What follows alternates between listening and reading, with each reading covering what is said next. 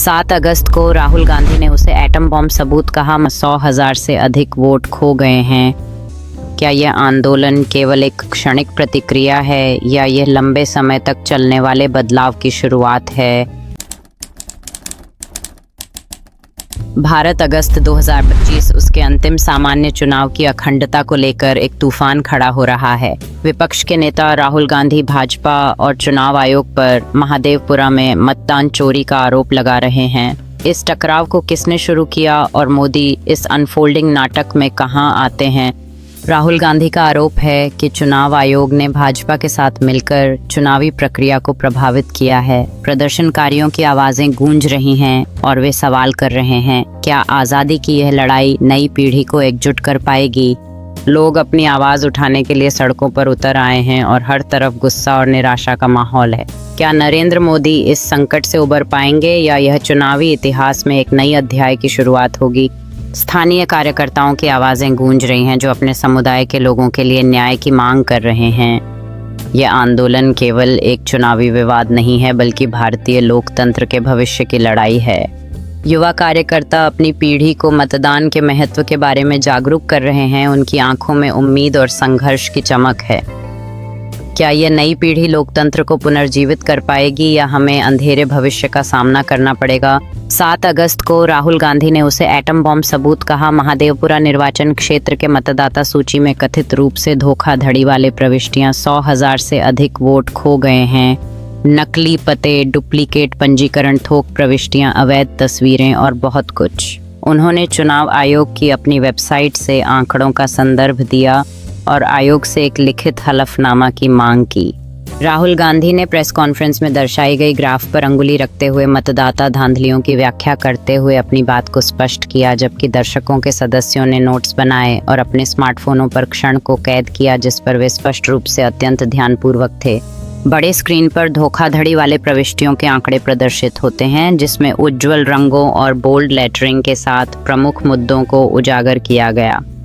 पत्रकारों का एक समूह प्रश्न पूछने के लिए हाथ उठाते हुए उनके नोटपैड भरे हुए हैं, जो प्रेस कॉन्फ्रेंस के दौरान जिज्ञासा के जीवंत माहौल को दर्शाता है। चुनाव आयोग ने जवाब दिया, मत चोरी को एक गंदा शब्द करार दिया जो मतदाताओं और मतदान कर्मचारियों का अपमान करता है, और ठोस सबूत की मांग की, केवल सामान्य आरोप नहीं। इसके जवाब में बीजेपी के नेताओं जैसे अनुराग ठाकुर ने आरोप पलटते हुए राहुल गांधी पर मत चोरी से खुद को अपने निर्वाचन क्षेत्रों में लाभ उठाने का आरोप लगाया। चुनाव आयोग की टिप्पणियों ने राजनीतिक हलकों में हलचल मचा दी और बीजेपी के नेताओं ने अपनी स्थिति को मजबूती से प्रस्तुत किया। सभी पक्षों ने मतदाता जागरूकता के महत्व पर जोर दिया, जबकि बहस ने चुनावों की निष्पक्षता के मुद्दे को उजागर किया। चुनावों की रैलियों में समर्थकों का जोश देखने लायक था। हर कोई अपने पसंदीदा नेता के समर्थन में एकजुट होकर नारे लगा रहा था। इस बीच राजनीतिक विश्लेषक चुनावी संघर्ष के परिणामों पर विचार कर रहे थे।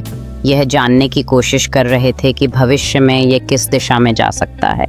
मतदाता मतदान कर रहे थे। मतदान केंद्र पर पारदर्शिता सुनिश्चित करने के लिए अधिकारी निगरानी कर रहे थे। इस बीच राहुल गांधी और अनुराग ठाकुर एक गर्म बहस में शामिल थे। उनके चेहरे पर तीव्रता थी, जैसे वे एक दूसरे पर तर्कों का आदान प्रदान कर रहे थे। लोग सड़कों पर उतर आए, अपनी चिंताओं को साझा करते हुए। ग्वालियर में तिरंगा यात्रा का आयोजन हुआ, जहां प्रदर्शनकारी अपने अधिकारों के लिए खड़े थे। इस जन आंदोलन ने कई राजनीतिक दलों को एक साथ लाया जो अब बदलाव की मांग कर रहे हैं। विवाद सड़कों पर फैल गया। कांग्रेस ने चंडीगढ़ में मोमबत्ती मार्च का आयोजन किया, ग्वालियर में मतदाता सत्याग्रह तिरंगा यात्रा और बिहार में मतदाता सूची में से नामों की मिटाने के लिए सुप्रीम कोर्ट के आदेश के साथ कानूनी दबाव बढ़ा।